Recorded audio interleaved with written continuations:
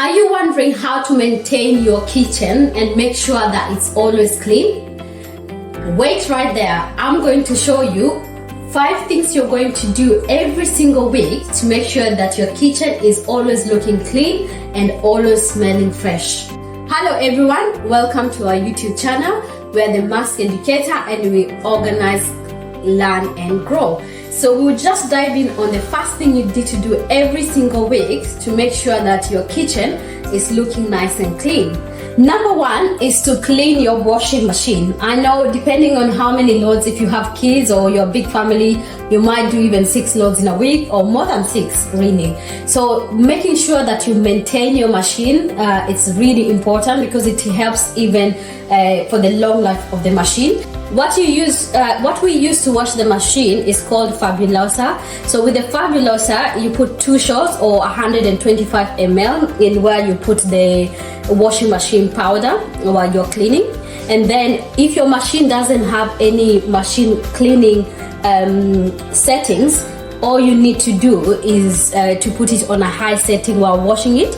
Make sure you follow the manufacturer's guidance in terms of washing your machine because every machine is different, so I can only talk about the one I'm using myself. So make sure you do check the manufacturer's guidelines on how to clean and maintain your washing machine. So basically I normally put 2 shots of this and then I run the machine clean, and that will make sure that the machine is all nice and clean, well maintained, and I drain any and make sure that in between the parts of the machine there's nothing which is stuck, and that's make sure it smells nice. That's number 1.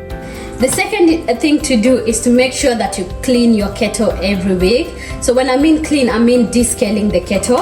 I will show you mine, how it looks. It's nice and dirty at the same time. So you can see why we need to make sure that we are keeping up with the cleaning every single week. So the first thing I'm gonna do is put water into it. So I'll put some water into it. When you put the water on, boil the water. As the water is boiling, you're gonna need some lemon, fresh lemon, and all I'm going to do is when the water boils, I'll put the lemon inside the kettle and leave it overnight. So by the time it's morning, the kettle should be nice and clean in terms of the descaling. So that's all you have to do by cleaning the kettle. When the kettle has boiled, just open the kettle and put the lemon in and leave it overnight, and then it should be nice and clean in the morning. The third thing that you need to do every week is to clean your toaster. As you know, during the week there's no time, everyone just wanna put the bread in and go as they come in. So make sure during the weekend, at least once a week, you make sure you empty. And as you know, the toaster, the breads get stuck in between the spaces. So all I do is first of all make sure I shake it. After you've shaken it well, so just empties the trays on the bottom, so you notice all the breadcrumbs are in there. And I know when they stay for long, these are some of the things that you find the smell in. You can see how much bread is out of there. And I make sure as well, even if I remove the trays, to shake it even more, to make sure all the bread has been out.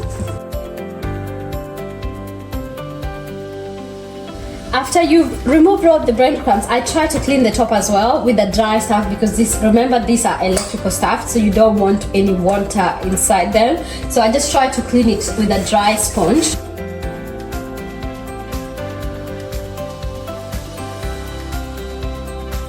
Make sure you wipe it through everywhere. So I'll just take a towel and just make sure I wipe on the top just to make sure that it's clean, and then empty the trays, and that should be done. The fourth thing that you need to do is to actually degrease your oven. I know it's very hard to keep the oven clean, so normally I deep clean it once a month, but for the every once a week, because of how many times it's used, I will just make sure I degrease. To degrease, what I use is Dr. Dazzle. And Dr. Dazzle, the good thing about this is that it makes sure that all the smell of the food that is in the oven is out of it. It really has a nice smell, and all you need to do is just spray it in the oven, and this is just once a week before you go and deep clean your oven. So I'll just spray it just to remove all the fat that is in there. So when you spray it on, then all I'll do is just wipe it off. Remember, this time on I'm not deep cleaning it, all I'm doing is removing all the fat in the oven that is there. just to make sure when I'm cooking next time there's no smell that's coming out of the oven, because that smell, you have to remember, it lingers in the whole home if you don't do that. So make sure you also clean these ones as well every week. This one is just using soap and water to just clean them. I've already done that. You can see they are all nice and clean, so there's no grease on them, and I'll just slide them back in.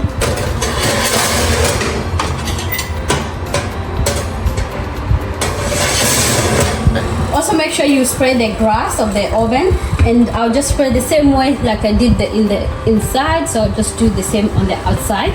If you want to see how I deep clean the oven like once a month, so this one is just once a week, just to make sure you decrease it. But if you want to see the deep cleaning of the oven, I have a video which I did last year, which I will link it down below, and you can see an easy way to make sure your oven is nice and clean and deep cleaned every once a month. The fifth thing that you need to make sure you do is cleaning your fridge. And what I use normally to clean and freshen the fridge is the Fabulosa, the Costo Cifano. I love the smell of this one.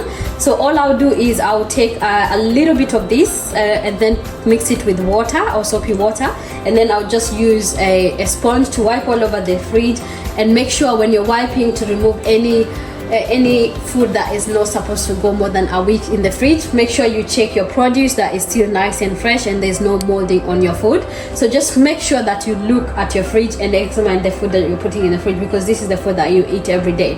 If you want to see how I clean and organize my fridge, there is a video I've done for cleaning and organizing the fridge.